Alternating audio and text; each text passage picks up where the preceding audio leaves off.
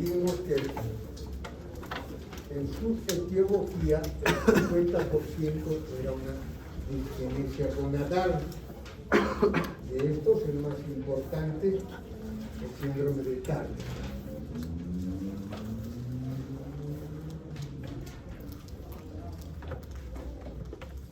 Un 20% era la disfunción hipotalámica, un 15% las anomalías congénitas por los conductos de Müller,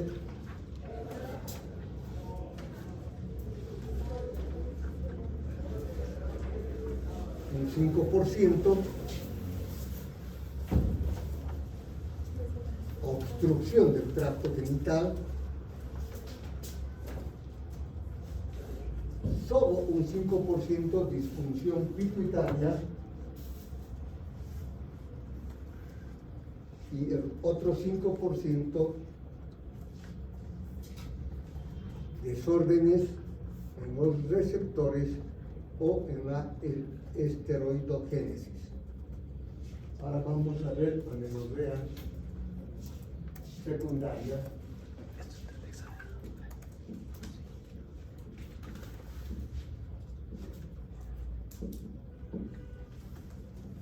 Si ustedes recuerdan, la frecuencia de la amenorrea primaria era de 1 a 2%. En cambio, la incidencia o frecuencia de la amenorrea secundaria es muy, muy variable.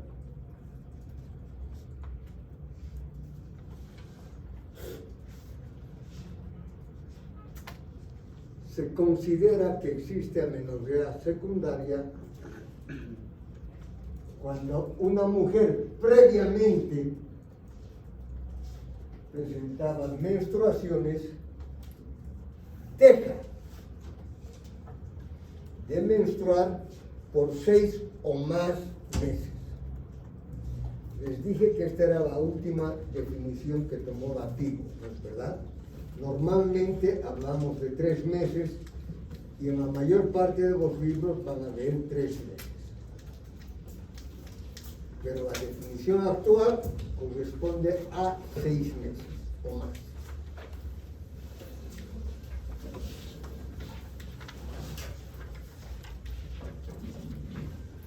Ahora, entre la etiología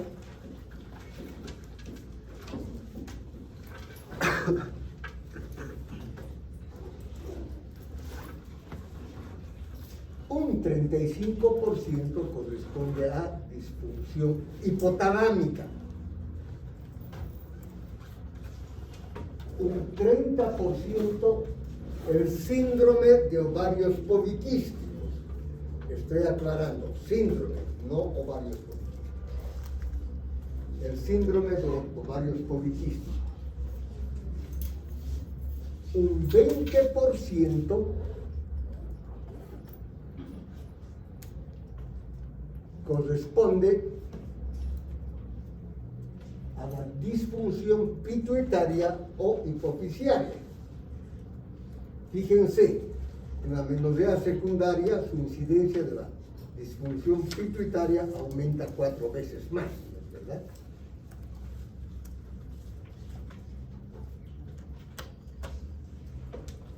Un 10% corresponde a la falla ovárica primaria.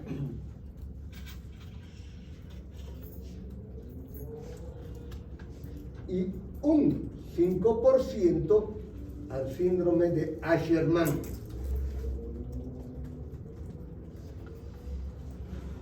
Y un 1% a otros. ¿A qué? Otros.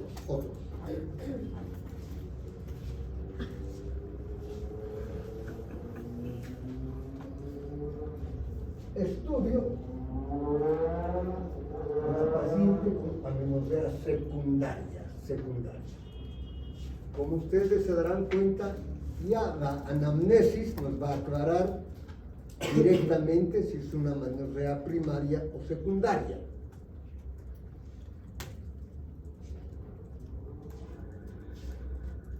Lógicamente, van a ser mujeres que tengan las características sexuales secundarias desarrolladas adecuadamente.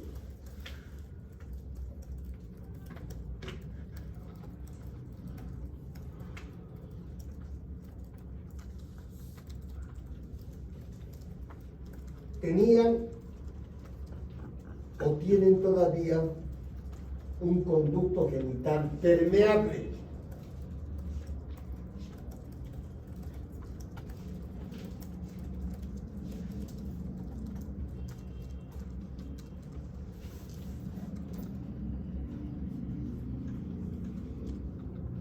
En la amenorrea secundaria, lo primero que debe descartarse es un embarazo.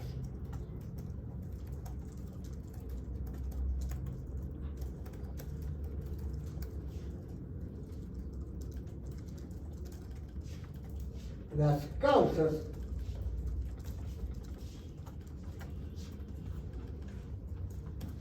de la amenorrea secundaria pueden ser múltiples o diversas.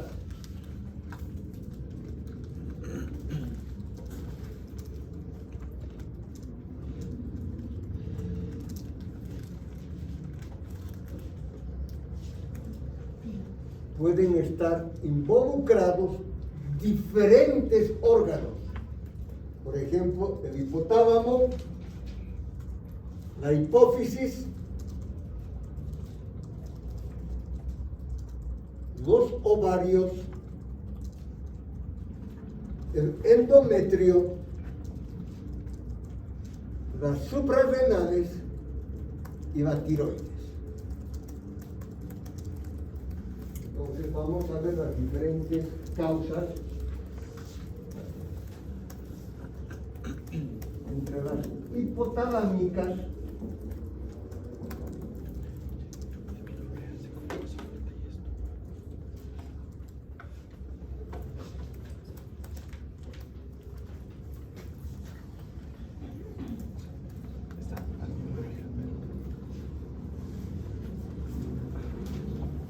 se debe al desorden en la descarga de la hormona liberadora de gonadotropinas.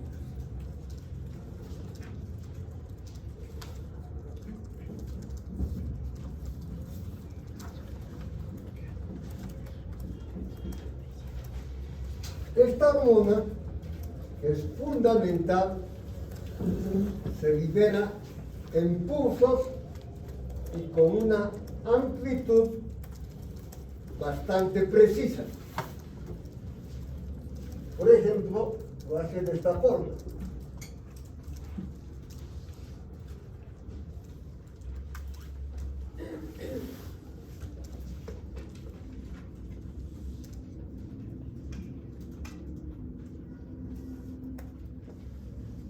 En cambio, si la descarga de esta hormona fuera así, en forma continua, uno diría, va a estimular mucho más la hipófisis, ¿no es verdad? Pero más bien termina bloqueando. Y esta acción continua utilizamos para muchos tratamientos en ginecología. Por otra parte, tiene que tener la amplitud adecuada. Puede mantener el pulso, pero si la amplitud es menor, tampoco va a estimular la hipófisis y va a ser causa de amenorrea.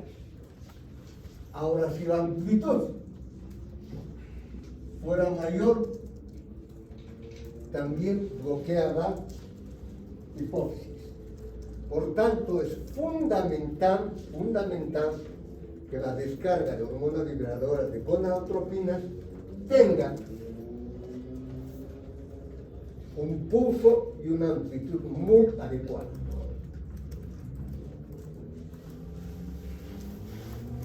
¿Dónde se produce hormona liberadora de gonadotropinas?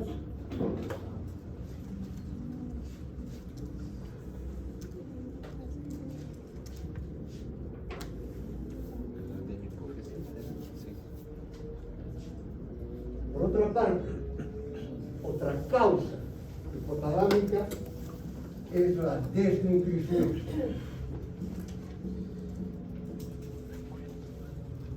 Una pérdida de peso de un 25% aproximadamente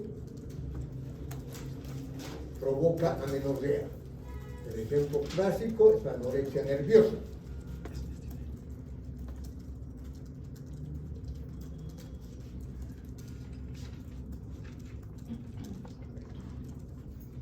El otro extremo es la obesidad, donde existe abundante tejido adiposo.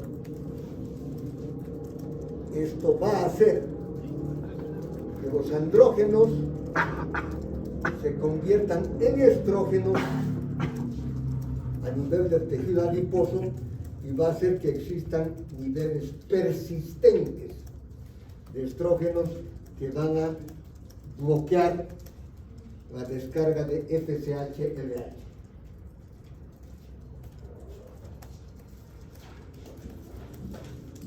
El ejercicio intenso. Fíjense, las grandes atletas. En este caso, probablemente no va a tener sobrepeso ni le va a faltar peso.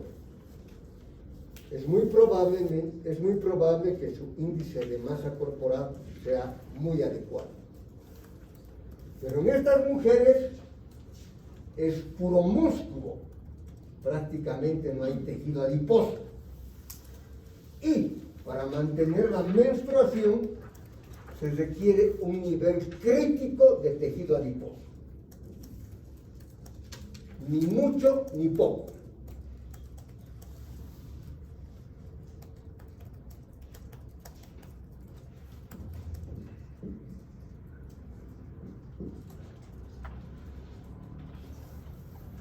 Un estado de estrés, pero muy, muy intenso. No un examen de neurología, nada. Un estado de estrés muy intenso. En estos casos,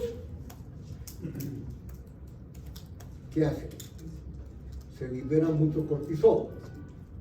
Hay una descarga elevada de la hormona liberadora de corticotropinas.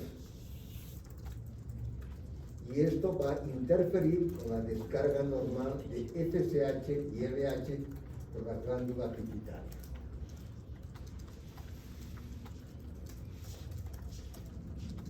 Finalmente,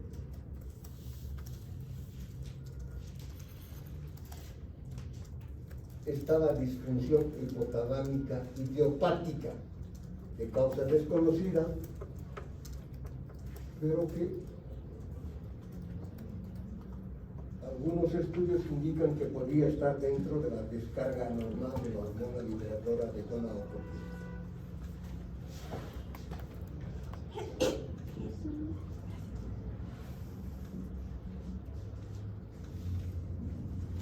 Voy a aclarar. Este ya no correspondería a una amenorrea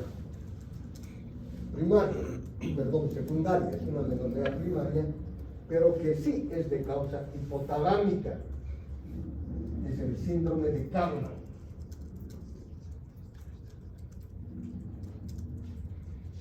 Existe una distrofia olfatoria genital. Es una alteración congénita, o sea, desde el nacimiento.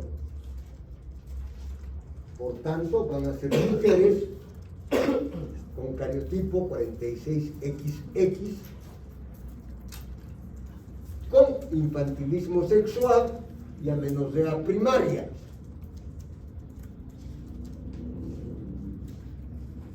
Existe una alteración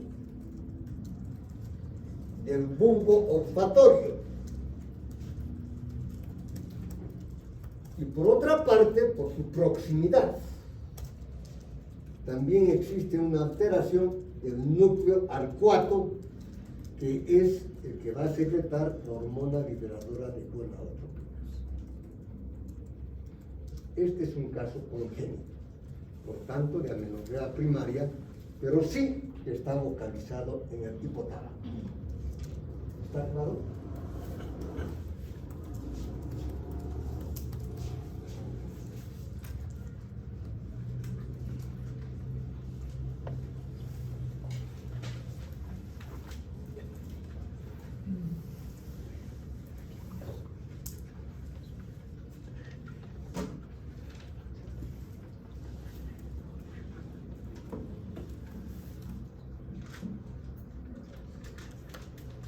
Luego tenemos las causas hipoficiales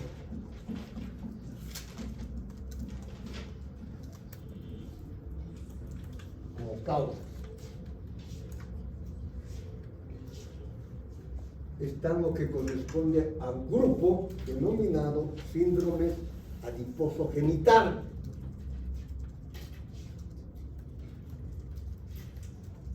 Entre estos están el Babinski-Froelich,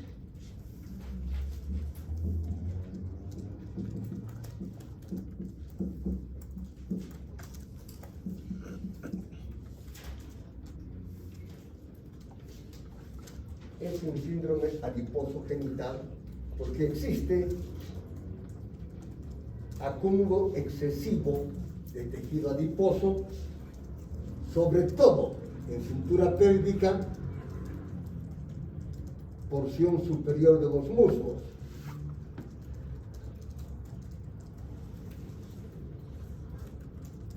Tienen el aspecto de rombitos, sumamente abultados en la cintura pélvica y más delgado arriba y abajo.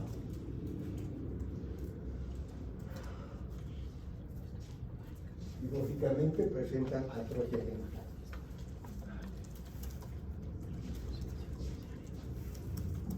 Vienen con amenorrea primaria. El síndrome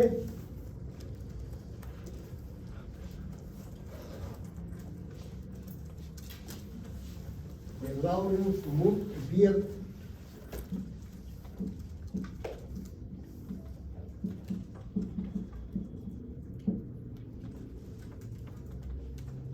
también es otro síndrome con exceso de tejido adiposo, estatura corta, retardo mental, con hipertricosis,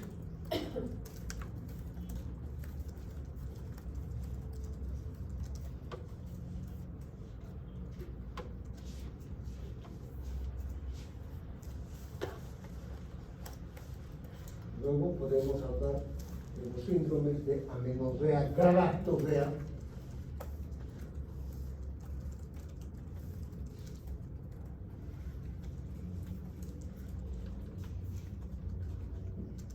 con Forbes Albright,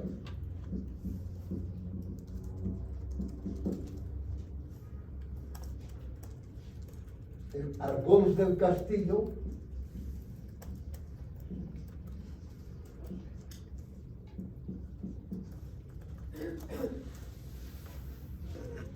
el Chiari-Frommel,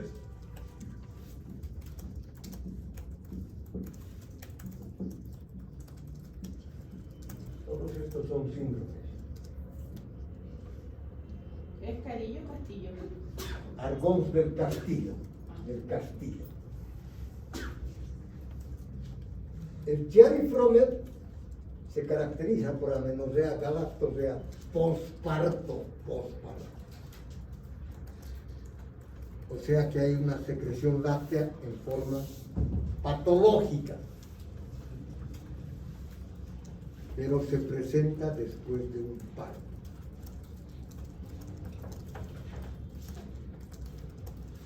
El Forbes Albright también es un amenorrea galactorrea.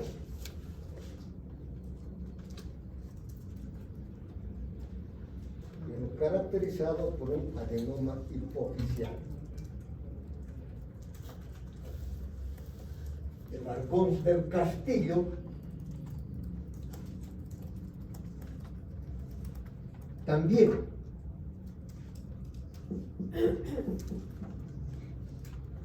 amenorrea galactorrea por un adenoma cromófago. Aquí ya está especificado. ¿Qué significa cromófago? Sí, cromófago. Que no se tiñe ni con colorantes ácidos ni basógenos, ¿no?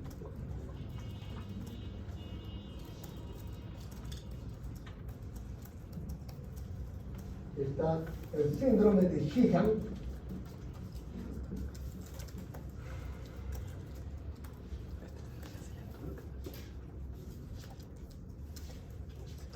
que se presenta como consecuencia de una hemorragia postparto masiva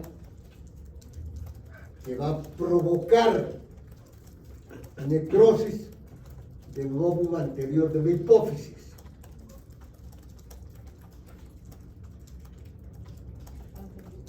No, anterior, claro, posterior es otra cosa, ¿no?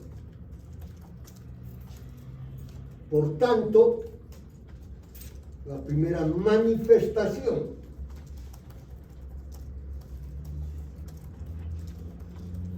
va a ser la imposibilidad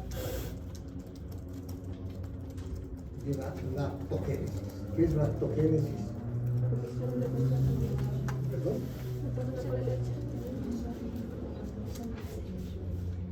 Tienen que saber perfectamente qué es mamogénesis, lactogénesis, lactopoiesis, ¿no? Es la primera manifestación. Después aparece la insuficiencia tiroidea, la insuficiencia suprarrenal y la insuficiencia gonadal. El síndrome de Sheehan.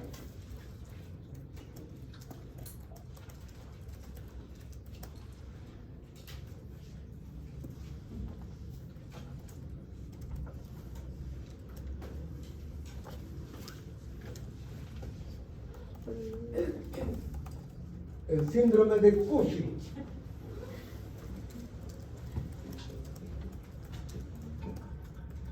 ¿Cuál es la diferencia entre la enfermedad de Cushing y el síndrome de Cushing?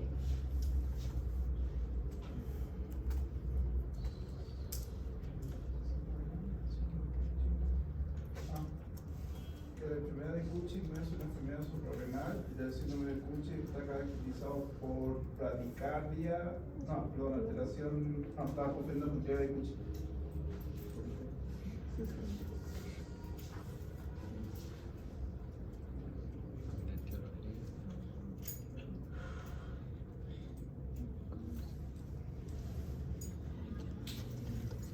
En realidad, el síndrome de la enfermedad de Cushing es parte de lo que es el síndrome de Cushing.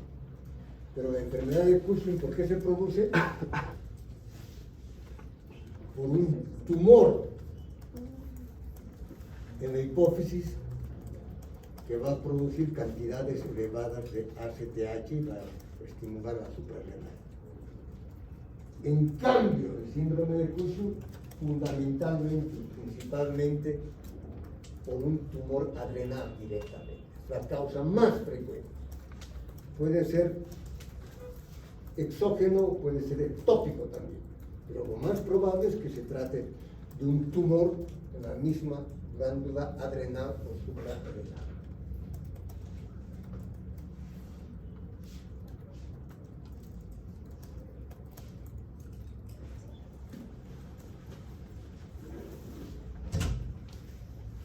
También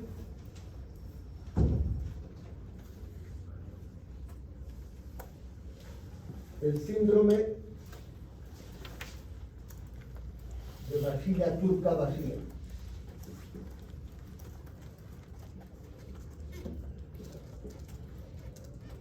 En estos casos, ¿dónde se encuentra localizada la hipófisis? La vasilla turca.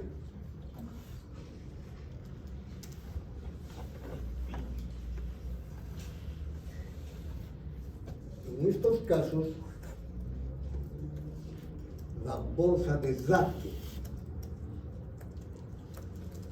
que es una formación embrionaria temporal, penetra dentro de la axila turca, comprime la hipófisis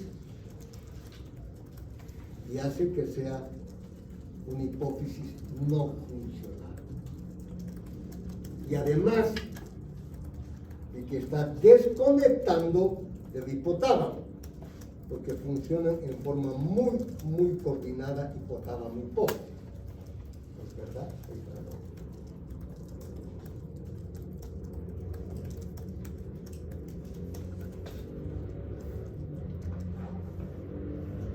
También,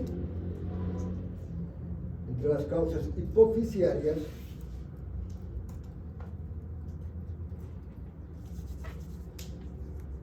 pueden deberse a procedimientos quirúrgicos. Ocasionalmente se hace hipofisiectomía.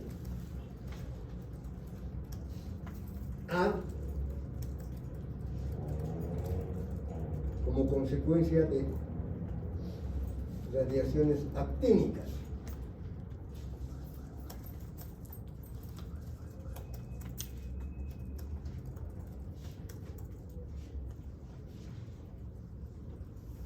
También se puede deber a acromegalia. En este caso es un adenoma eosinófilo que está en la hipófisis.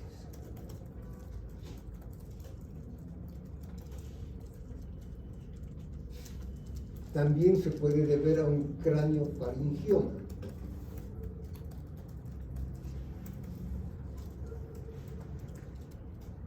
Donde básicamente la lesión fundamental está en el mesencéfalo, pero que va a comprometer la hipófisis.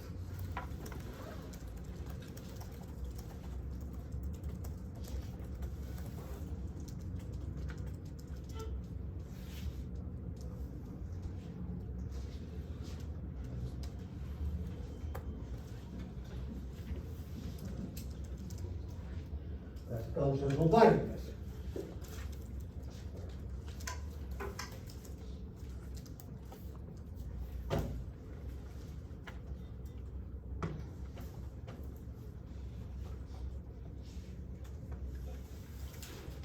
Entre las causas ováricas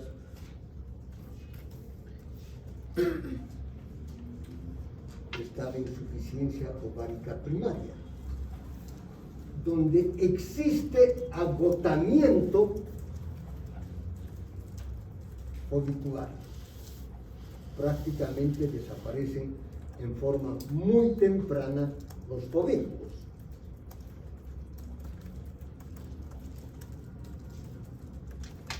El síndrome de Savage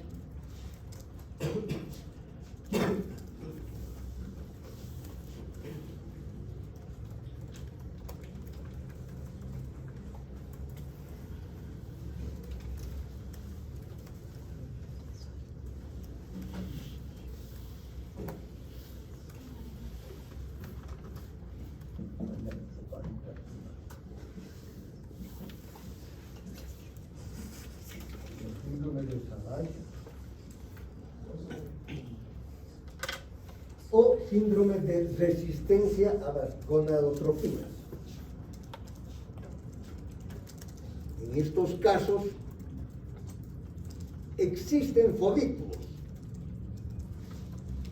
pero por motivos desconocidos no responden al estímulo de la FSH, es la folículo estimulante, que debería permitir el desarrollo de una mujer joven de folículo primario hasta un folículo maduro o de grado. El síndrome de Blizzard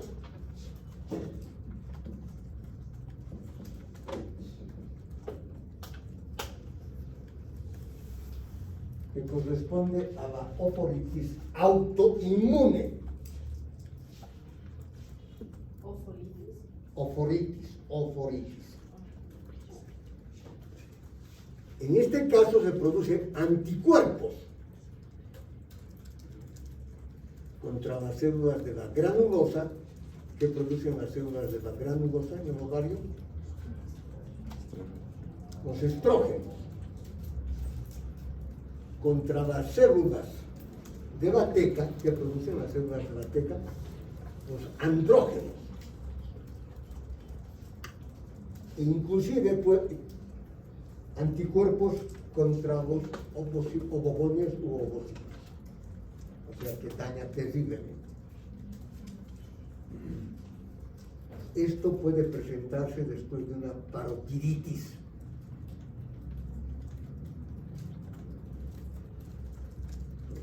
Si ocurre esto, un hombre o una mujer va a provocar infertilidad.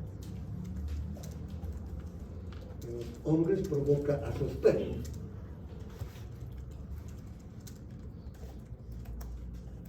Pero también va asociada a otras patologías autoinmunes, como la enfermedad de Graves, el Hashimoto, el Addison, la diabetes insípida, la miastenia gravis, el lupus eritematoso sistémico.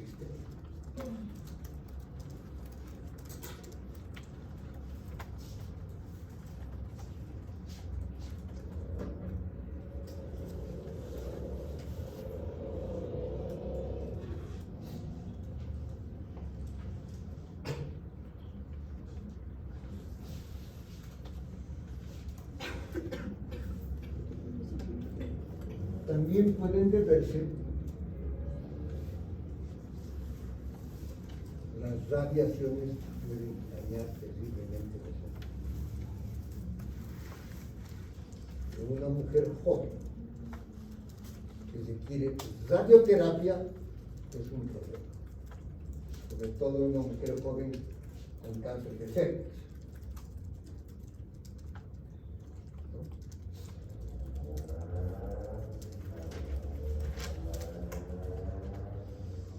Las quimioterapias también de alguna manera van a afectar a la función oval.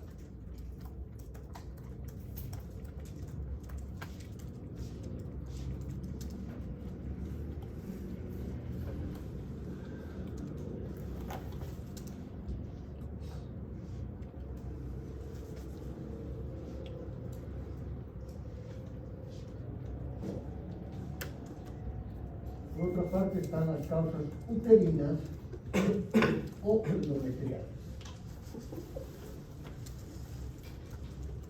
Entre estos están el síndrome de Mayer-Rokitansky-Kuster-Hauser.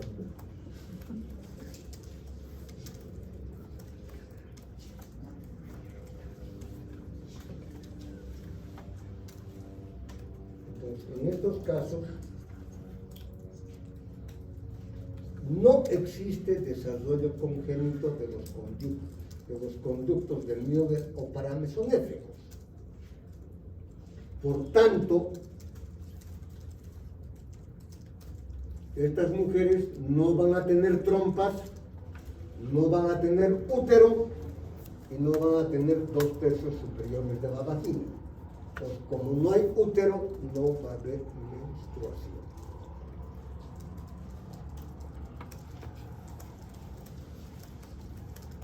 Una causa que es de la frecuente, dijimos, del 5% es el síndrome de Asherman.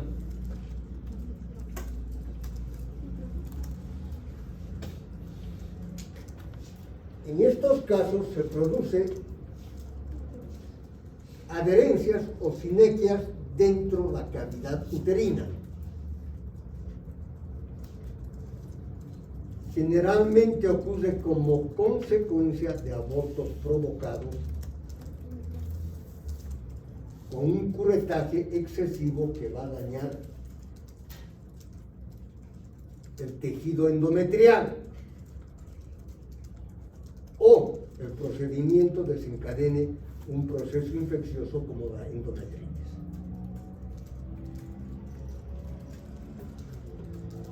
Síndrome de Asherman. También en nuestro medio todavía se puede encontrar la tuberculosis genital, que va a dañar el endometrio. Y en algunos países tropicales la esquistosomiasis.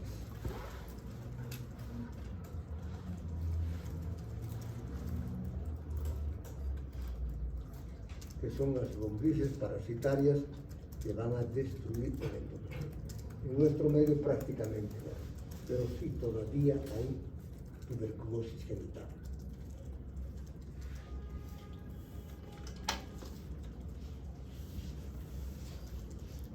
Luego tenemos las causas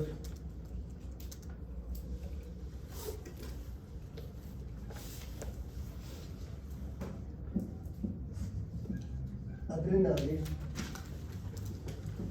donde está el síndrome adrenogenital.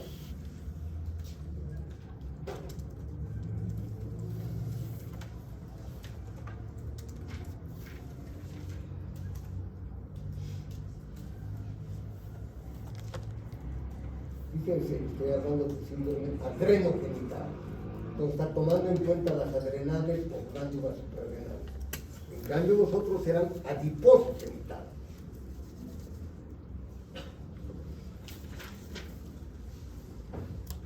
En estos casos se produce una hiperplasia suprarrenal congénita.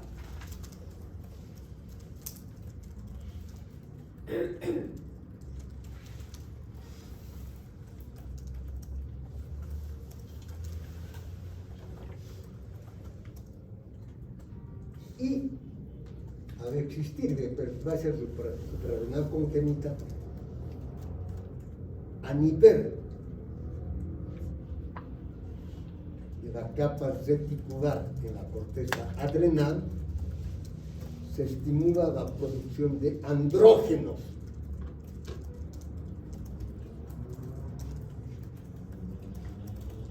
Esto va a hacer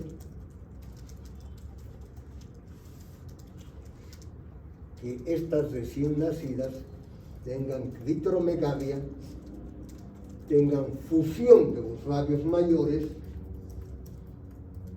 que parezca un escroto. Entonces, de ahí su nombre de síndrome adrenogenital o hiperplasia suprarrenal congénita o pseudohermafroditismo femenino. ¿Por qué femenino? Porque son 46XX, tienen ovario. Y pseudo, ¿por qué? Porque aunque sean mujeres, genéticamente, gonadalmente, tienen el fenotipo de hombres.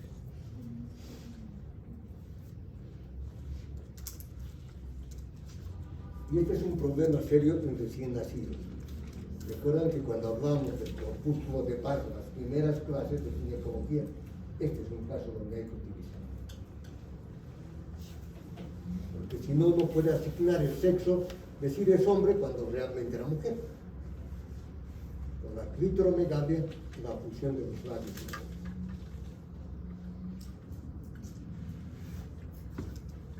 En cambio, el Addison es sumamente raro como causa de amenorrea.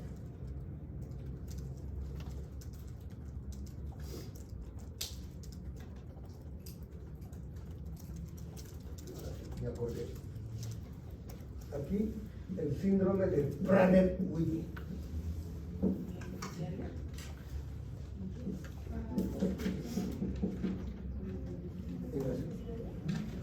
¿Es la hipoficiaria? Adiposo genital. También tienen abundante panículo adiposo, atrofia genital, infantilismo sexual, retardo mental.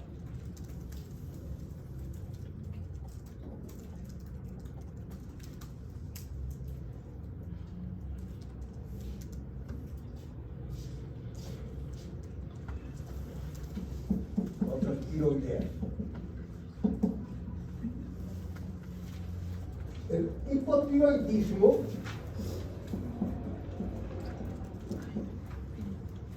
es una causa frecuente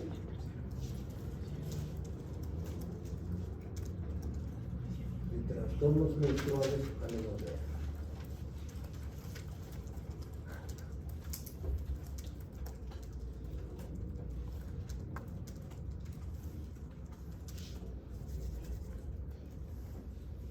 Una T4 disminuida, que va a ser el hipotiroidismo, ¿no es verdad? Va a hacer que se libere mucho más la TRH, la hormona liberadora de tirotropinas.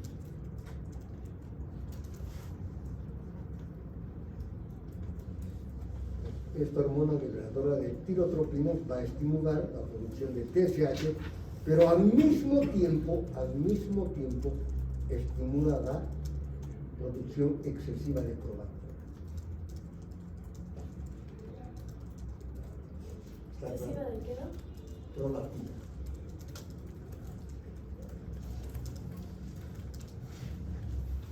Finalmente,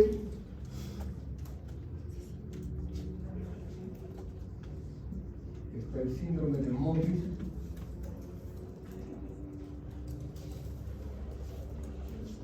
o insensibilidad androgénica total,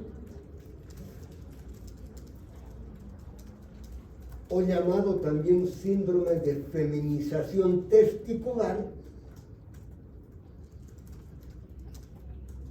o llamado también pseudohermafroditismo masculino.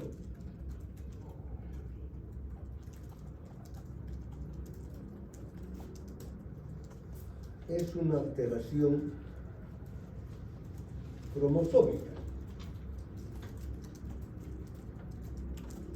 Es una afección recesiva ligada al cromosoma X. ¿Qué significa recesivo ligado al cromosoma X?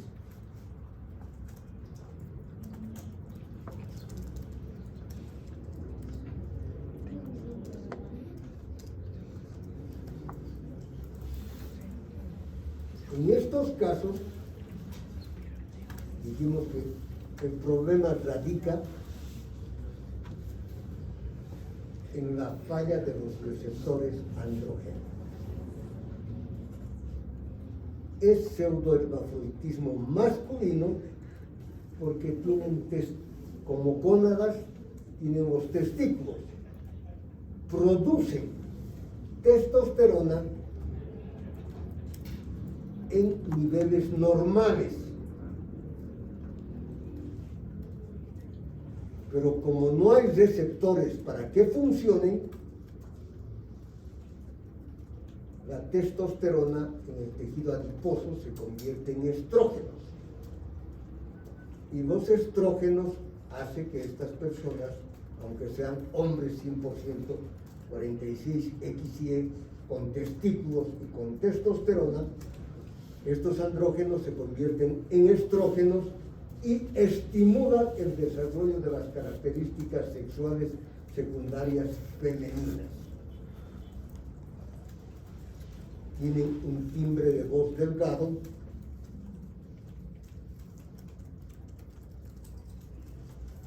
tienen un hábito corporal femenino, tienen un desarrollo muy adecuado de las glándulas mamarias,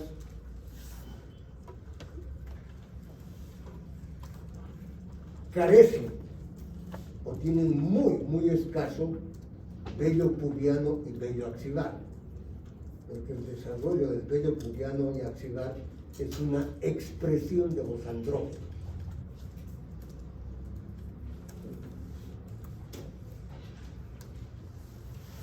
Y frecuentemente presentan como pequeñas hernias inguinales que corresponden a los testículos. ¿Está claro hasta aquí?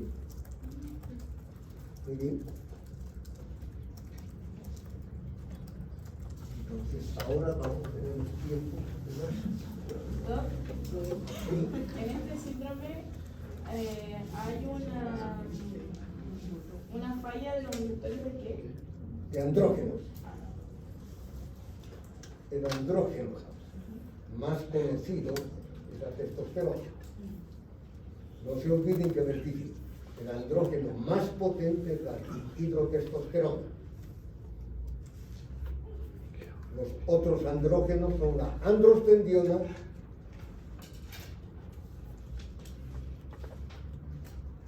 la dihidroepiandrosterona y el sulfato de dihidroepiandrosterona.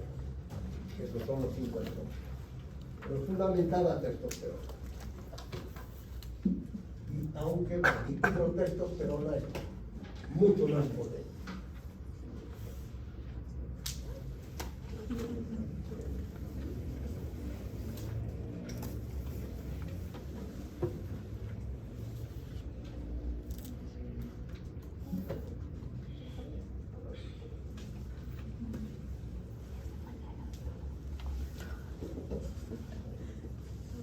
Entonces, ¿cómo estudiamos a una paciente con amenorrea secundaria?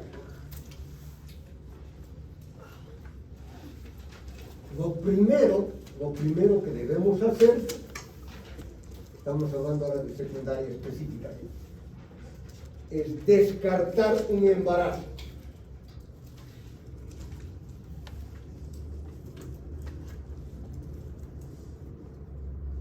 Descartado el embarazo,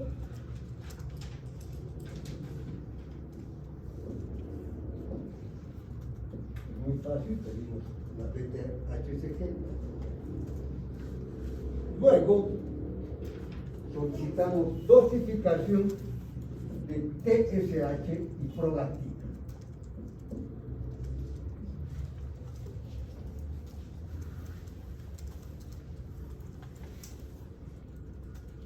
Cuando existen trastornos menstruales, amenorrea, infertilidad, siempre debemos solicitar también TSH y prolactina. Siempre.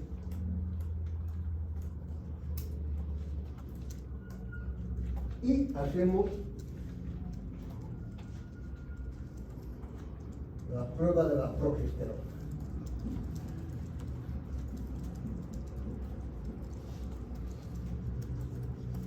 Descartamos embarazo, solicitamos dosificación de TSH. ¿Cuáles son los niveles normales de TSH? 0,55 internacional.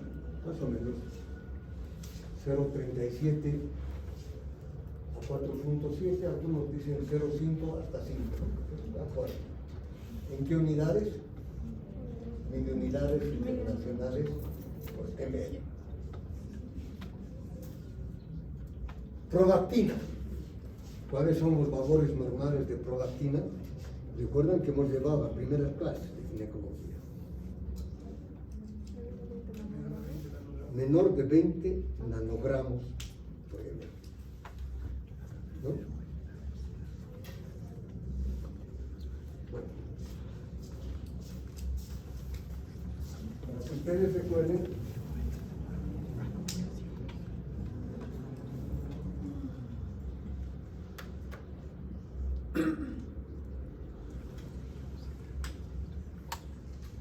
este es un útero.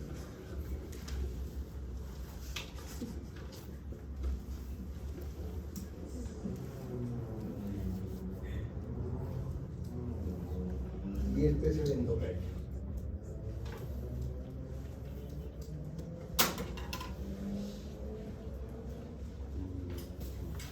Dijimos que la menstruación era el desprendimiento cíclico o periódico de un endometrio secretorio.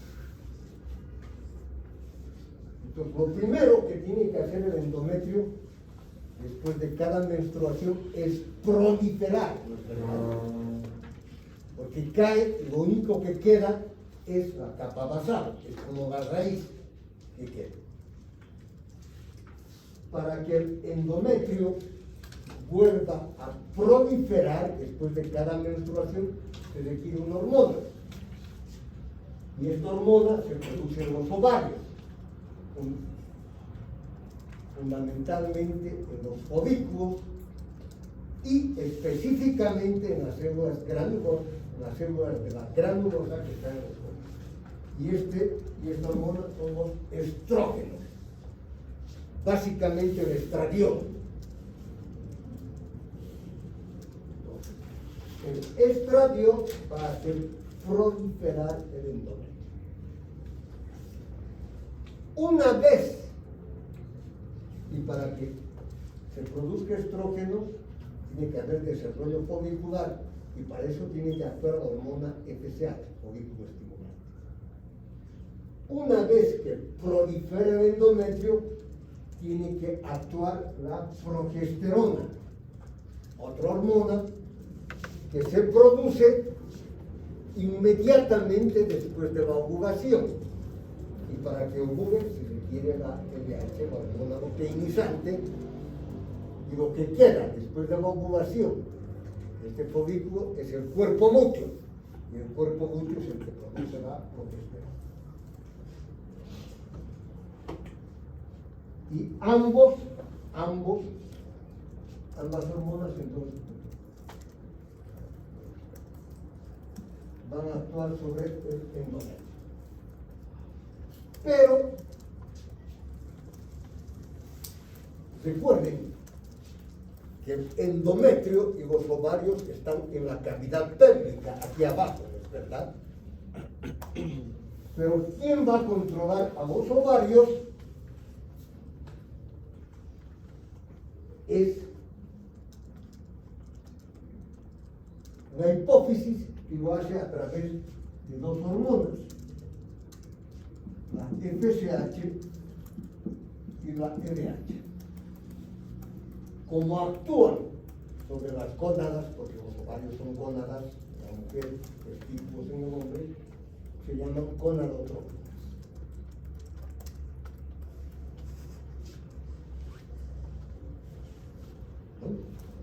Entonces, la FSH le va a dar una orden al ovario para que produzca más o menos estrógeno. Y la LH le va a dar la orden al mismo ovario para que produzca la progesterona. Pero ¿quién controla la función de la hipófisis? Es el hipotálamo, ¿no es verdad? Ambos están en el cerebro, en la base del cerebro, ¿no es verdad? Desde aquí se va a controlar a la cavidad pélvica donde están los ovarios y el endometrio, el útero. Y este control que hace el hipotálamo sobre la hipófisis lo hace a través de la hormona liberadora de gonadotróficos. Por eso se llama eje hipotálamo hipófisis ovario. Es una cadena perfectamente sincronizada. Y recuerden que entre las causas más frecuentes de amenorrea secundaria está la disfunción hipotalámica. Y básicamente en la alteración de la secreción en pulsos y en amplitud de la hormona liberadora de gonadotróficos. Básicamente. Entonces, la prueba de la progesterona, ¿en qué consiste? Primero, está descartado el embarazo. Segundo, la TSH y la prolactina están dentro de parámetros normales. Y luego, efectuamos la prueba de la progesterona. Fíjense, en este caso, al darle la progesterona, estamos simplemente ayudando a la función del ovario. Primero debe actuar los estrógenos, ¿no es verdad? Entonces, la prueba de la progesterona puede ser positiva o puede ser negativa. ¿Qué significa una prueba de progesterona positiva? Que si nosotros a esta paciente con amenorrea secundaria le administramos 100 miligramos de progesterona oleosa intramuscular o le administramos cada día por 5 días 2 miligramos de acetato de clormadidona o 10 miligramos de acetato de medroxiprogesterona por 5 días y esperamos 5 días después de la inyección o 5 días después de la última tableta, la respuesta va a ser positivo si va a presentar un sangrado de tipo menstrual. Si es positivo,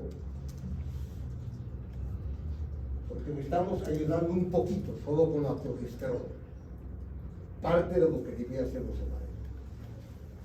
Si la prueba resulta positivo, significa que el eje hipotálamo, hipófisis, ovario está íntegro. Significa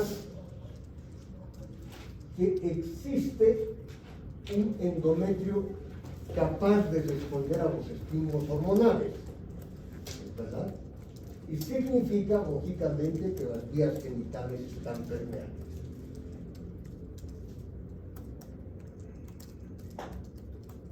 Por tanto,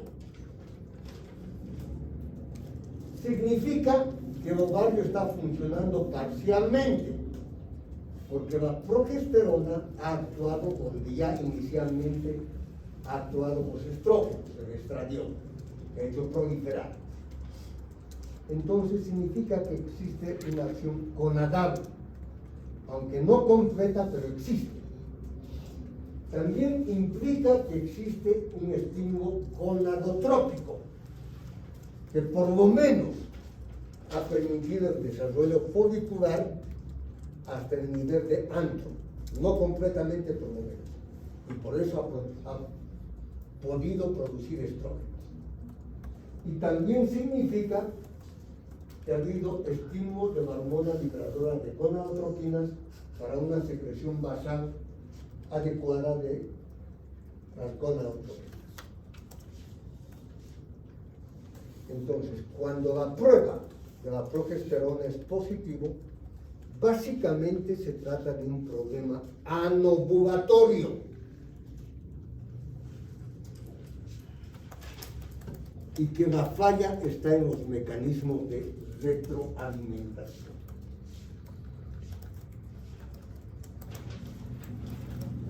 La prueba es negativa si después de los 5 días o una semana, si quiere, o 10 días de esperar, no hay sangrado tarabulero. Entonces, pasamos a la segunda prueba, que consiste en la administración de estrógeno más progestado. Fíjense, en este caso le estamos dando ya todo lo que tenía que producir el ovario, absolutamente todo, haciendo de cuenta que es como si fuera una mujer sin ovario.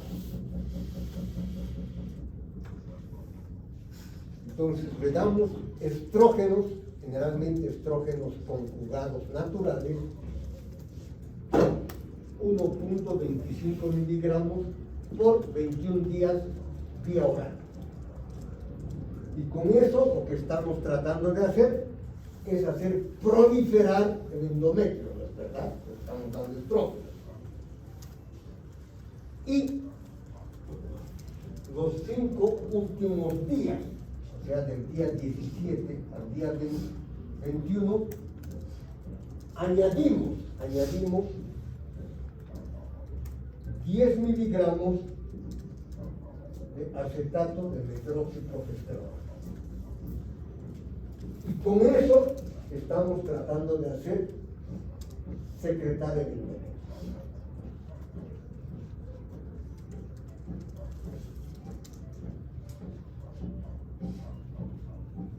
Entonces, la respuesta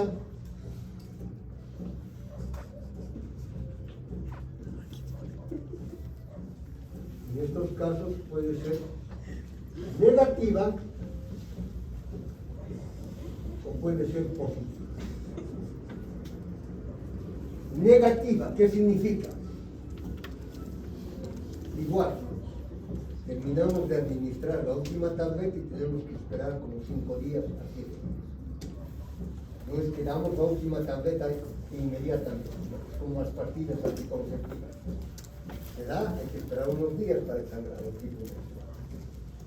Negativa, ¿qué significa? Que la falla está en el endometrio. Porque a pesar de haber tenido directamente un estímulo hormonal adecuado, no hay respuesta favorable. Y positiva, sí, se ha presentado un sangrado de tipo menstrual. Positiva significa que el endometrio está intacto.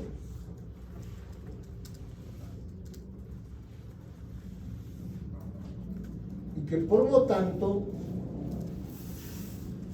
la falla podría estar en el ovario, por una parte, o podría estar en el eje hipotálamo-hipófisis. Entonces pasamos a la tercera prueba, que es la dosificación de FSH.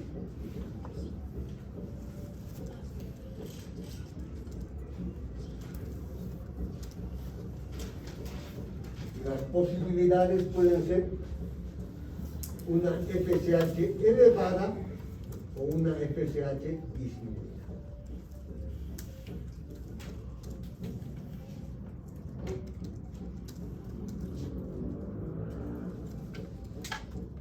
¿Cuándo decimos que una FSH está elevada? Cuando está mayor a 30 miliunidades internacionales por ml. Lo que hicimos la primera clase en la segunda. ¿No? ¿Qué significa una FSH elevada? Significa que la falla está en el ovario. Implica una insuficiencia ovárica primaria, lo que antes se llamaba una menopausia precoz. Porque a pesar de que el ovario está muy estimulado por las gonadotropinas, no funciona. Existe un hipogonadismo, porque el ovario no funciona correctamente, un hipogonadismo hipergonadotrópico, porque hay un gran estímulo. Esto es lo peor que le puede ocurrir a una mujer joven. Nosotros podríamos provocarle sangrados de tipo menstrual administrándole hormonas, pero nunca vamos a lograr que esta mujer logre embarazarse, a no ser con ovocitos de donadora.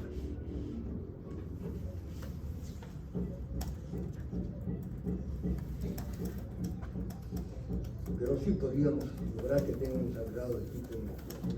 Y recuerden que, ¿por qué era importante el estudio de la menorrea?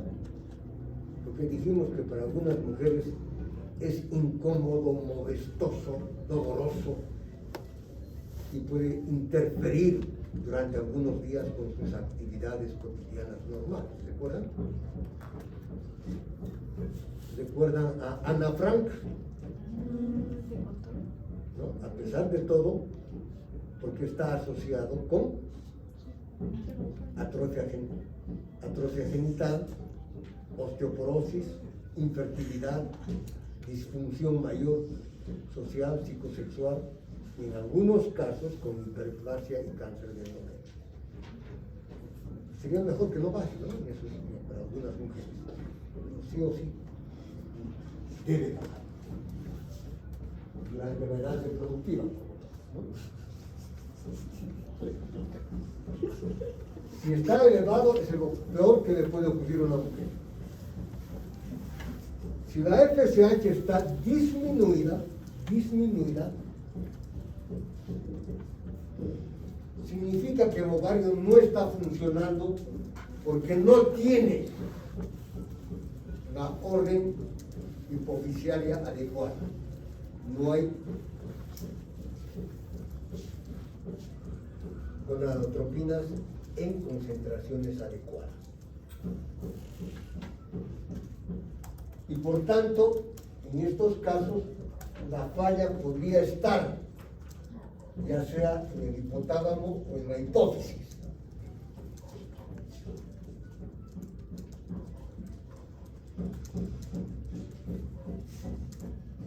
Y para esto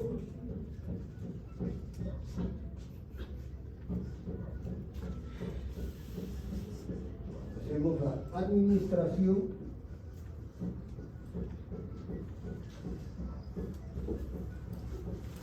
de hormona liberadora de gónado.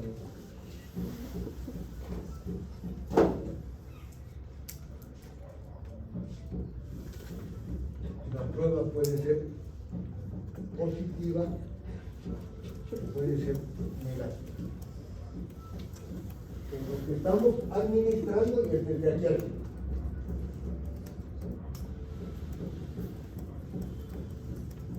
Y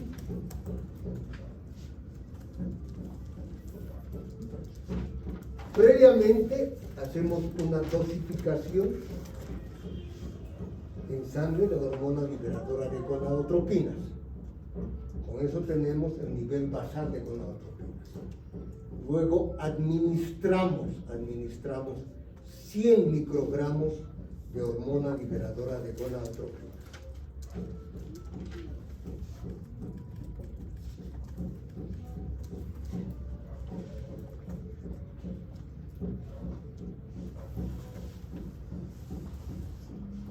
Si la prueba es positivo, quiere decir que va a incrementar el nivel de FSH y LH. Y por tanto, va a implicar que la hipófisis está indemne y que la falla está en el hipotálamo.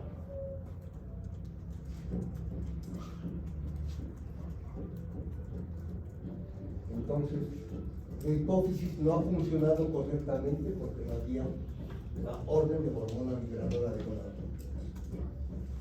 Si fuera negativo, no va a elevar los niveles de FSH y LH. Significa que la hipófisis está dañada.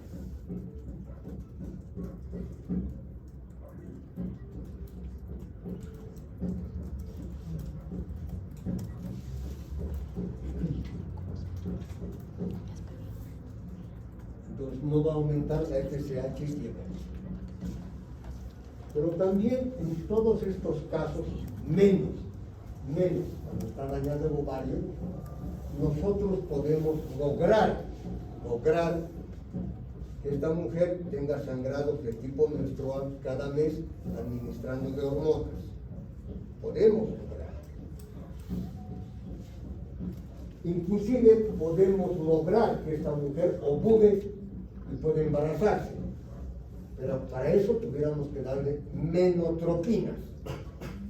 Las menotropinas son FSH y LH extraídas y purificadas de mujeres menopáusicas. Por eso se llaman menotropinas.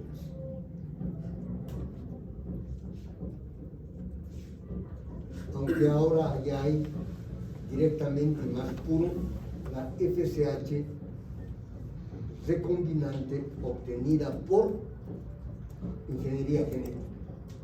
Eso es lo que más se utiliza ahora para fertilización in vitro. Podemos utilizar.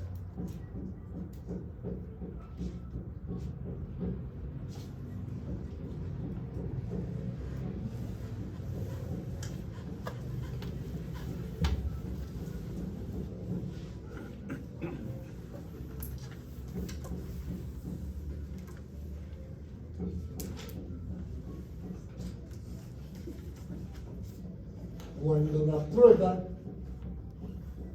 de la administración de hormona liberadora con gonadotropinas es negativa, decimos que existe una falla pituitaria. Por ejemplo, el síndrome de Stevens. ¿Recuerdan? Una necrosis del lóbulo anterior, generalmente hemorragias postparto. Pueden ser tumores intracelares, o sea, dentro de la silla turca, o extracelares que van a dañar la hipófisis.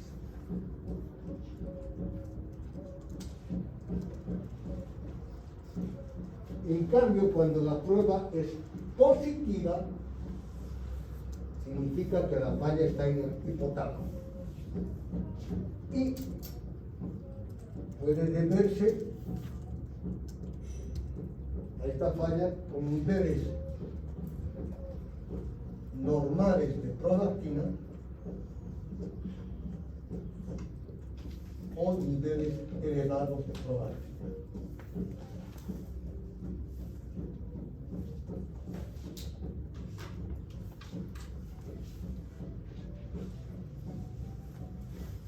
Niveles normales de prolactina, un ejemplo son el estrés muy intenso, el ejercicio físico muy marcado, la pérdida de peso como la anorexia nerviosa,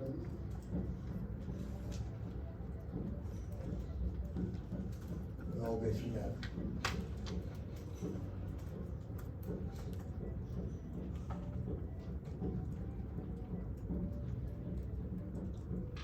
En estos casos hacen que el núcleo productor de hormona liberadora de gonadotropinas no funciona adecuadamente. Y cuando la prolactina, y otro ejemplo de esto es el síndrome de Carmen, ¿no? Donde había una distrofia olfatoria genital porque dañaba el núcleo acuático. En cambio, cuando la prolactina está elevada,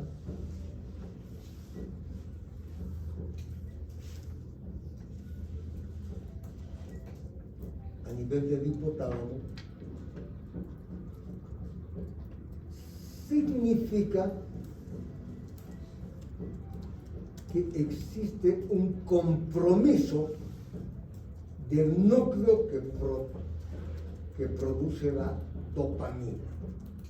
Es un neurotransmisor, una hormona neurotransmisora.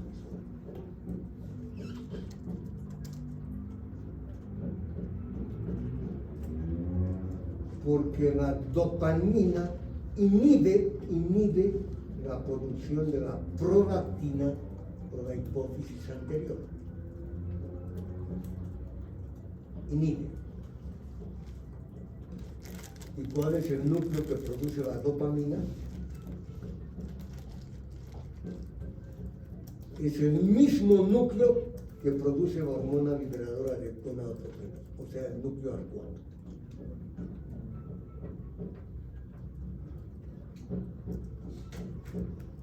El mismo núcleo.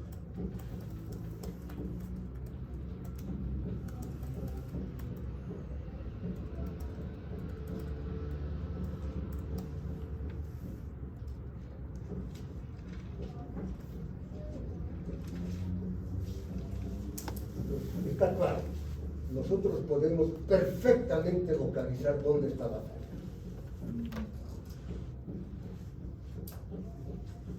Muchas veces, cuando ya tenemos una sospecha clínica de que es una falla ovárica, que podemos sospechar, directamente podemos pasar a la dosificación de FSH. Si ya la sospecha está dirigida hacia una falla ovárica. Entonces ya, de esta manera, vamos obviando los pasos previos, ¿no? Y con eso podemos decir, no, el ovario está normal, no funciona porque no tiene buen estímulo. O el ovario está irremediablemente dañado porque no funciona a pesar del gran estímulo gonadotrópico. Pero en general debemos seguir esta secuencia y ahí podemos identificar dónde está la falla.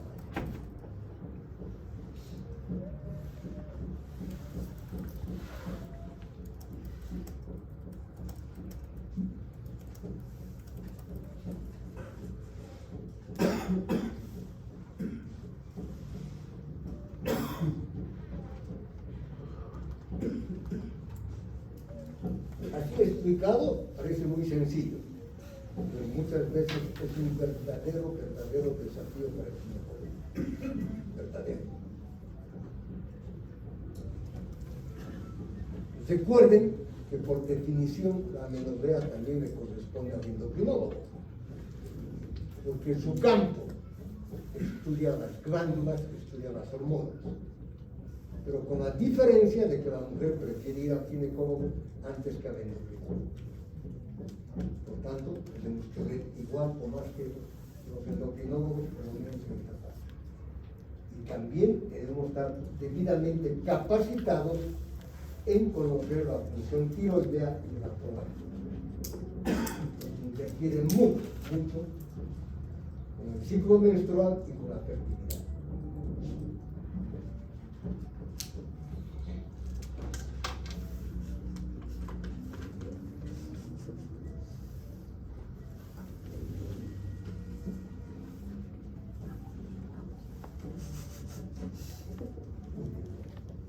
Prueba de progesterona positiva.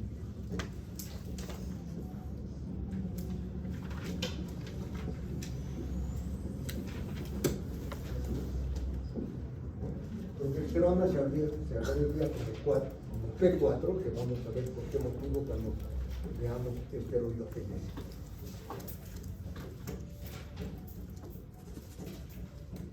En estos casos,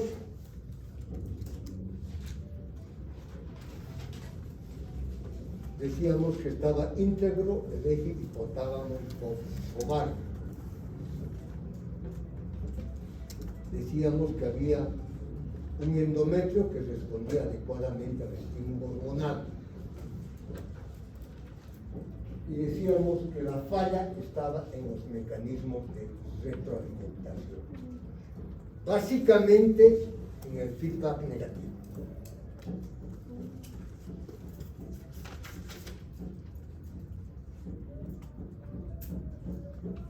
Cuando la prueba de la progesterona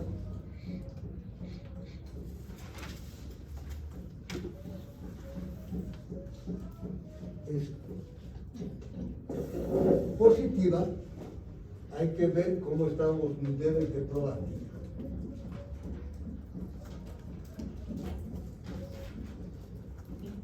Podrían estar elevados o podrían estar normales.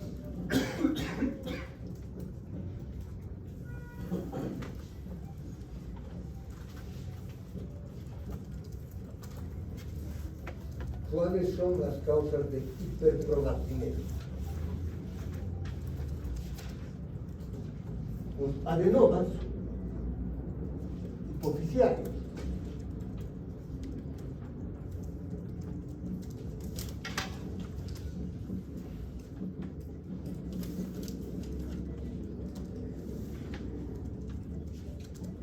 Consideramos un microadenoma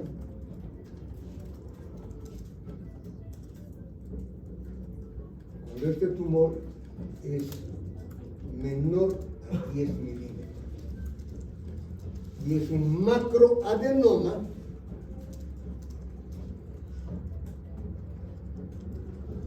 cuando el tumor es igual o mayor a 10 milímetros. Lógicamente, para esto hay que hacer una tomografía, o mejor una resonancia magnética ahora, ¿no? Pueden medir con precisión cuánto mide el adenoma.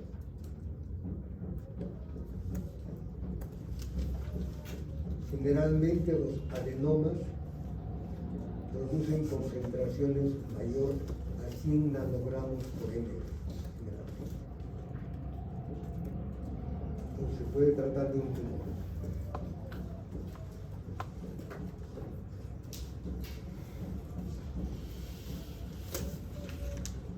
Otra causa muy importante es la administración de fármacos o medicamentos.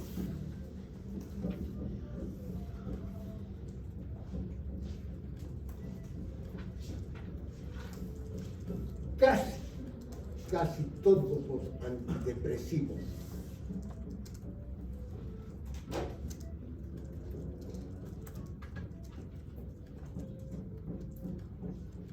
los tranquilizantes menores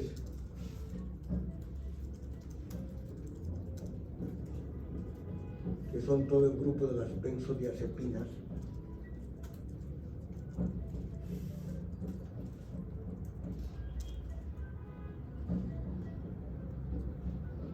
y los tranquilizantes mayores o llamados también antipsicóticos o neurolépticos, casi todos producen elevación de la prolactina.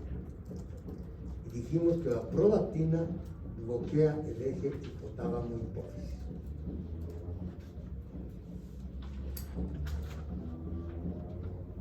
Como actualmente junto a la obesidad, la depresión es uno de los cuadros clínicos más frecuentes, se está viendo más amenorreas por hiperprolactinemia debido al uso de tranquilizantes, aunque sea tranquilizantes menores y antidepresivos, ¿no? Que utilizan, no sé si han visto ustedes tratamientos que hacen los psiquiatras en personas con depresión.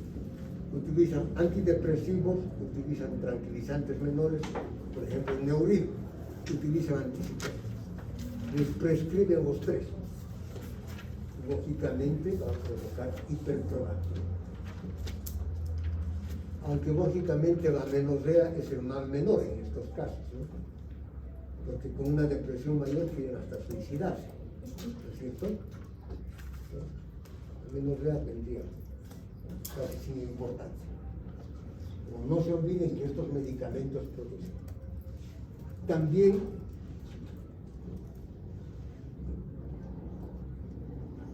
la risperidona, el haloperidol ya son antipsicóticos de segunda generación. Pero también la metoclopramida,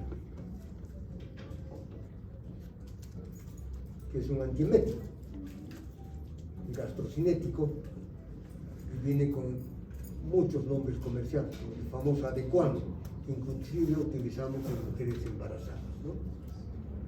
A propósito de embarazo, el embarazo aumenta 10 veces el nivel de la prolactina, pero en este caso sí es necesario, porque es necesario para la lactogénesis y la lactopoiesis, por eso su nombre es prolactina, ¿no es verdad? Para favorecer la lactancia, la producción de leche. Entonces, en el embarazo sí es algo necesario y adecuado, que aumente 10 veces su nivel. Los fármacos hay simple.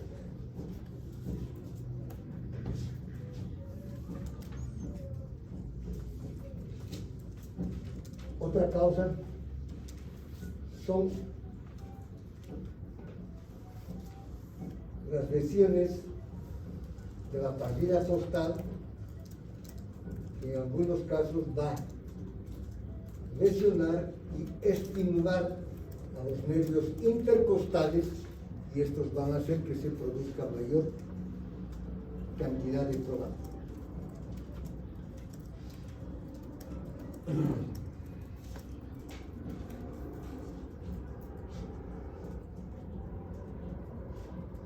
El hábito de succión mamaria. Prueba clara es que cuando el lactante está succionando, produce más y más, ¿no es verdad? Se suspende la lactancia, pues en pocos días desaparece, ¿no?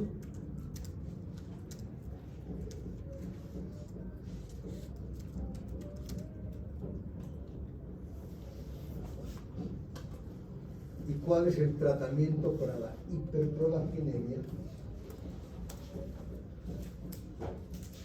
administrar los agonistas dopaminérgicos, porque dijimos que la dopamina era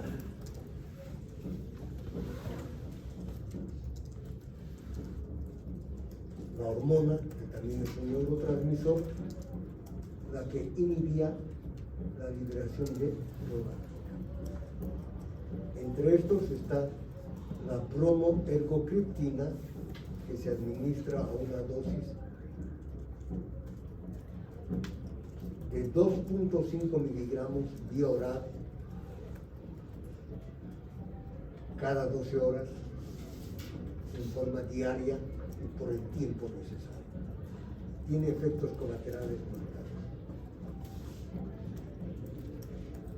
Y actualmente se está utilizando la cabergoline, que es también otro agonista dopaminérgico, a una dosis de 0,5 miligramos vía oral 2 veces a la semana. Por tanto, sus efectos colaterales son menores, pero tiene un costo mucho más elevado.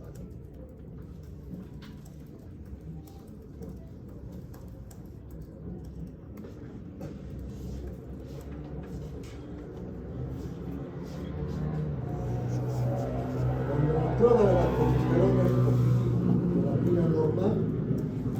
Lo primero es el síndrome de ovario poliquístico.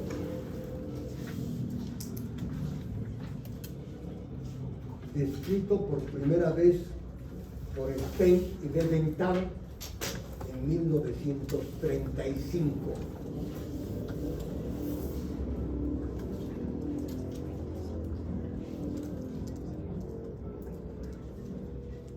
Inicialmente era un cuadro caracterizado por amenorrea, hirsutismo, acné,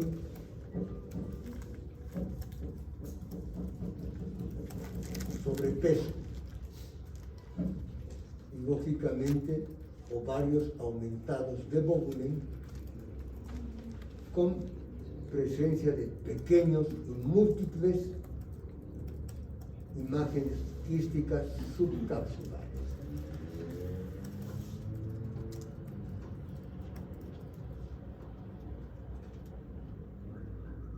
Dijimos que el síndrome de ovarios poliquísticos en una amenorrea secundaria como causa corresponde a un 30%. Es un síndrome bastante complejo. Existe un incremento moderado de los andrógenos.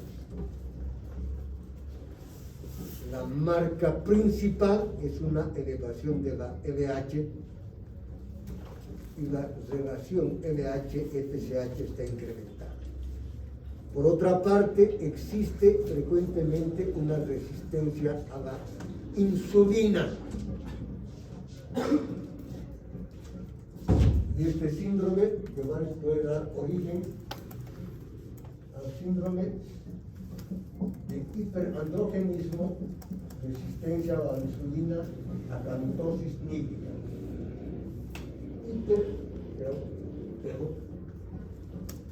Hiperandrogenismo, resistencia a la insulina y acantosis nígrida. Esta es una manifestación de un caso exagerado de hiperandrogenismo. Ustedes saben que la acantosis nígrida se da hiperpigmentaciones, ¿verdad? A nivel del cuello, de pliegues, ¿no? Pero hay un hiperandrogenismo bien marcado con resistencia a la insulina. Lógicamente va a poner en riesgo la presencia de enfermedades cardiovasculares, diabetes,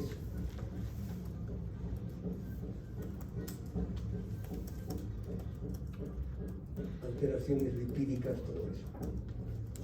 Y por otra parte, está el síndrome metabólico. ¿Cuáles son las características? Ustedes se han llevado endocrinología, ¿no?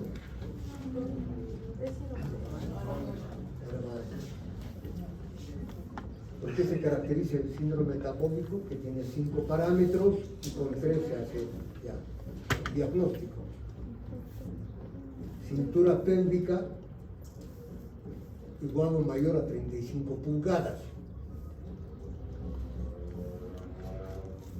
Por tanto, sería 87 centímetros y medio más o menos, ¿no? 35 pulgadas son más o menos 87 centímetros.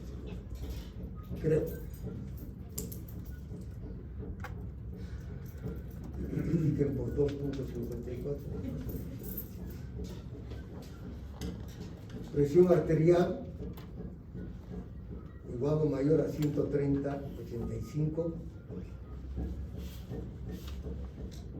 Insulina en ayunas, perdón, glucosa en ayunas mayor a 100 miligramos. El HDL menor a 50 miligramos y los triglicéridos mayor a 150 miligramos.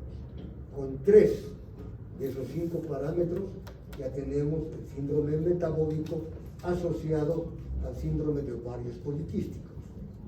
Prácticamente vamos a necesitar una clase para hablar del síndrome de ovarios. Otra de las causas es el hiperandrogenismo, ya sea de causa ovárica, ya sea de causa suprarrenal o mixta. Otra causa es la obesidad o el sobrepeso, donde por la mayor porcentaje de tejido adiposo, los andrógenos se convierten en estrógenos y mantienen niveles persistentes de estrógenos que van a bloquear el eje hipotálamo-hipófisis.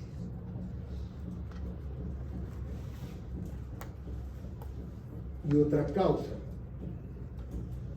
es el empleo de hormonas anticonceptivas, sobre todo las hormonas de depósito.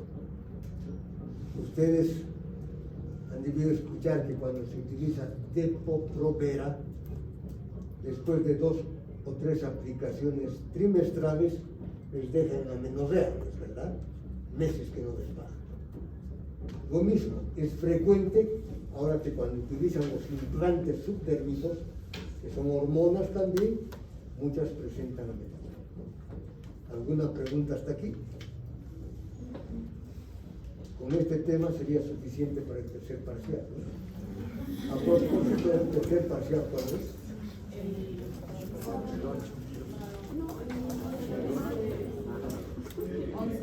El 11.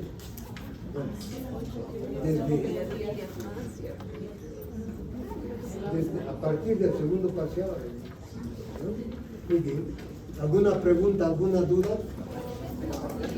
Vuelvo a repetir, hay una gran diferencia entre la obstetricia y la ginecología, ¿no es verdad?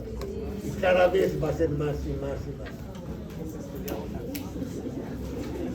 Cada vez se van a dar cuenta. Parecería que no tiene nada que ver.